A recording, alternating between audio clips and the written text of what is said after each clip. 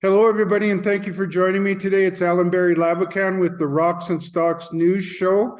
We've got one of our sponsors, Xali Gold, on today. The thing that I really like about Xali Gold is they've got an exceptional gold project down in Mexico, and it's seen historical production of around 5 million ounces, if my memory serves me correct. But then they've got a dual focus of an excellent exploration project and then cash flow opportunity from it. Joey, thanks for joining us. And Thank you had you. some news out. Let's talk about that. Yeah, absolutely. So our focus with Western Mexico when we decided to go there was to add to our cash flow component because we already had the tailings at El Oro that has been optioned out to Sun River Gold, and they're working hard on getting those in production, a reprocessing plant, and we get an NPI, a very substantial NPI, and then Matthew Melnick had been with a company called Vein Minerals that built a mill in Western Mexico. And they had several small mines that they were getting feed from. And they were making, several years, they had cash flow $1 million to $2 million. So we really liked that and contacted the people that own the mill and made a deal in 2020. And then little by little, we were gathering the other properties, or I should call it profit sharing agreements on other properties. But we really haven't gotten as far as we wanted with permitting at the one project that we have that's very nearby and has really high grade material near surface, but still needs some drilling, called El Dorado. And then on the mill itself. So permitting, we've gone through a few iterations and decided that we're better off working with Mexicans who know their territory and know, how to do things in their own country. And then all of a sudden we got approached by a Canadian group, and then we got approached by a couple of Mexican groups.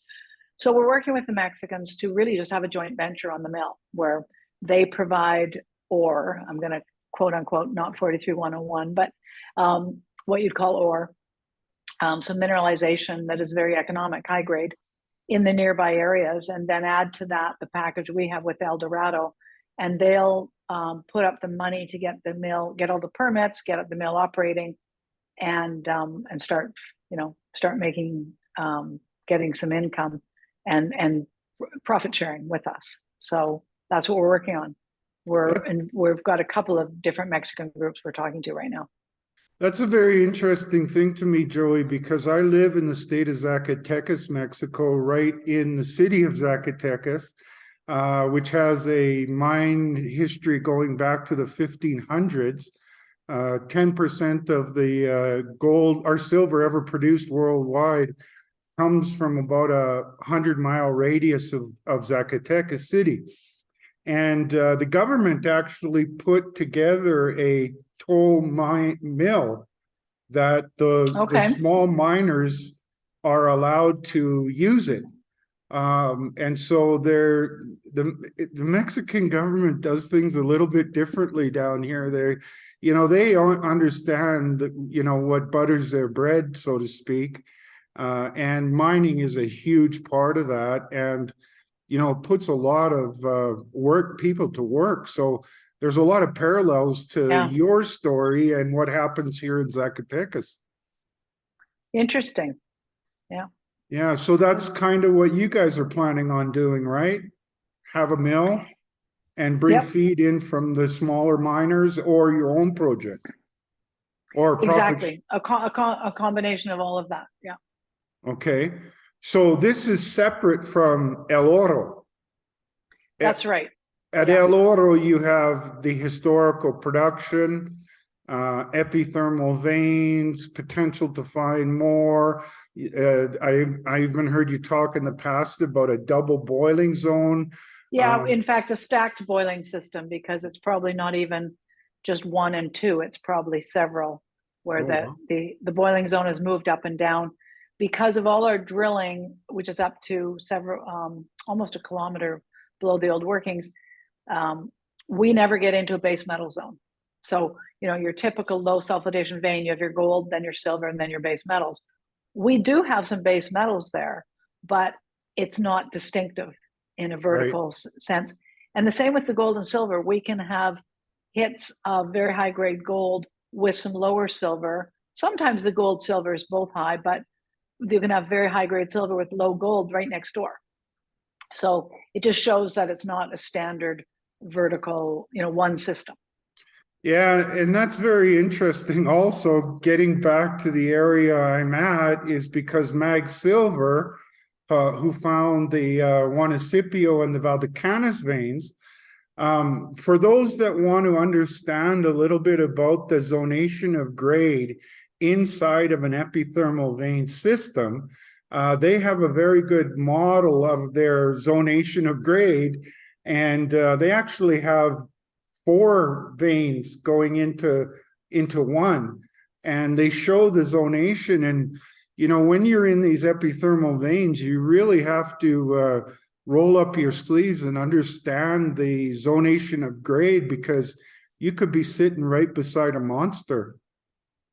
Exactly. And that's what also got us very excited. Was Peter McGaw was on our board, and we discovered buddingtonite, and we didn't really know the significance of it. What he said, that's what they use to target and make their discovery at Juanicipio, because it occurs much higher than your high grade material. So once you find that, you're at the top, and you've got to drill a lot deeper. And you found that? Have you drilled deeper? Well, we haven't targeted on that yet, but what we did find, we're able to establish is that it's too close to the current deposit that was mined, not entirely out, but it produced, as you said, it was 5 million ounce gold equivalent in the one vein, in the San Rafael vein. And this sinter cap with the buddingtonite is too close to where they mined to be related to that system. So it's evidence that we definitely have a deeper system that we have not drilled yet. No. And that's another thing that you have to that people may not understand about these epithermal vein systems is both Juanicipio and Valdecanas were blind veins. They didn't come to surface. And, so when I see one vein at a place, it reminds me of the city of Fresnillo. There's a cluster of veins, epithermal veins in their low sulfidation, that's about 2 kilometers by 1 kilometer, and there's got to be about 30 veins in there. So, often where you find 1 or 2, you can find several, and some of those might be blind, so you can't just, walk away from it because it doesn't come to surface. No, exactly.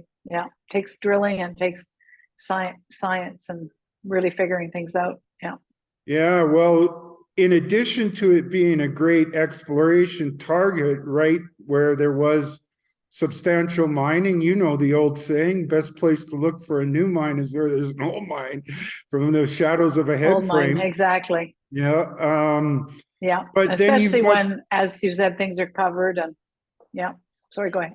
And you also mentioned that El Oro has the chance for near-term cash flow as well. Tell us a little bit about that, Joey. The Mexico mine tailings have 120,000 ounces of gold and about 3 million ounces of silver, and the grade of the gold alone is just under 3 grams. And we weren't able to in tailings. So it just needs reprocessing. And we did some quick studies on it ourselves and decided it was a little more complicated than we wanted to be working on. But Sun River Gold approached us, and they came up with a way of recovering the gold and silver in a concentrate. And they're just working on their permitting, which is, again, taking longer than we wanted. But they're starting to make us upfront NPI payments, net profit interest. Sorry, my mind is thinking other things. Which will be, I can't say exactly what the total will be, but we get the first 1.5 million that the Muni would have had, and we get 5% overall. And so they're starting to make advance payments on that, so they're getting more sure of getting their permits and stuff. And that's a private company, right? But it's run by some serious people. Yes, 4 engineers. Unfortunately, Hans von Michaelis just passed away. But so all 4 of them had lots of experience in tailings and in let's say more complicated recovery processes. They've figured things out. So very experienced group. And they think that this is a pretty straightforward recovery story? Yes. Yeah. The way they've got it working right now. Yes. Mhm. Okay. Well, we hear about oxide mines that that are exciting. This is it's already out of the ground. You don't have to dig it out. That's right. You just have to process it, Process it again. reprocess it. Yeah. Move it and reprocess it. Yeah. And have they done any analysis on how long of a life that would have, or is that? They're talking about a 6-year mine life. Yeah. Yeah. Wow, and they left that much gold and silver behind. Yeah. Yeah. Just goes to, when was that mining done? Oh, it's finished in the 1930s. Yeah. So, if it wasn't easy to get, they would just go to the next high grade zone, right? Right. Wow. They left a bunch there that you can create some cash flow off. Yes, exactly. And then move towards more extensive exploration. When's the last time serious exploration was done on that, Joey? Well, we haven't done any drilling since 2013. Yeah. And when you did that drilling in 2013, that's when you identified stacked boiling zones. That's correct. And then near the end of our drilling program, or actually I would say even post our drilling program, we discovered that the high grade controls are perpendicular to the vein. So the vein is northwest and you drill perpendicular to your vein. But of course, it turns out we were drilling parallel to the high grade controls. So next time, obviously, we want to drill at different angles. And we have one area where we discovered 3 veins that have very high grade zones. So again, we know there's a vertical control to it. Mm-hmm. Well, that's the nature of the low sulfide epithermal vein systems. But when you find something in that turns into a mine, they're tremendously profitable. The Mag Silver they've been in production and haven't had to send a check to their Mexican partner this year. It's all coming out of cash flow from not even being in full commercial production yet. Wow. Yeah, so it's going to be a money-making machine. Up in Sonora, Las Chispas of Silvercrest is going to be a money-making machine, low-cost production. Up there also is the Ermitaño that First Majestic's mining. That's what all these mines in Mexico are made on, is these epithermal vein systems. And, with these high grade zones. Yeah, you really have to understand them because of the zonation of grade along strike and at depth. Yeah. But if you find one that's and 5 million ounces of gold production is definitely an area you want to drill a bunch of holes around. Exactly. Yeah. No, it's very, very exciting targets. Yeah. Okay. So as I said, a dual focus. You've got efforts to make cash flow from 2 projects now. And then you've got a heck of a good exploration target there at El Oro. Absolutely. We do. Yeah. Oh, cool. All right, Joey, was there anything you wanted to close it with? No, just look forward to more news coming when we seal the deal on getting the SDA plant up and running. I'm looking forward to it, Joey. We'll talk more when that happens. And okay, super. I'm just going to close it off and we can talk at the other end. Okay, thank you. So there you go, folks. I love Mexico. I live in Mexico. I love these projects down here in Mexico, these epithermal vein systems. You got a lot of ways to make money off of these epithermal vein systems in that, as Joey was mentioning, they've got this, they've got the tailings that they can reprocess. Then they bought a mill, or they're getting involved with a mill that they can process material through with the local mining operations. And that's a heck of a good combination for free cash flow. And then they've got this outstanding exploration project in El Oro. It's not very often you find where 5 million ounces of gold was produced, and it's still underexplored. If this was in Nevada, that project would be Swiss cheese by now with drill holes. But El Oro is a heck of a good exploration target. And yeah, I mean, there's a lot to like about this company with only a $10 million valuation. I also think that we're getting close to a turnaround in the gold price, and that got a lot of signs that the pivot by the Fed is getting closer. Mainly the economy is starting to be in trouble from all these interest rate hikes that they've had, and that's put upwards pressure on the US dollar and downwards pressure on precious metals. But I think those two trends are about to change. And, if you're an investor that likes bargains, this company only has a $10 million valuation. I suggest you do your homework on it and check it out. As always, my shows are for information purposes only. It's important for you to speak with your financial advisors and do your homework before making any investment decisions. To do that homework, go to Xali Gold's website and look at their corporate presentations and their news releases about El Oro. On that note, have a great day, and we'll talk to you soon.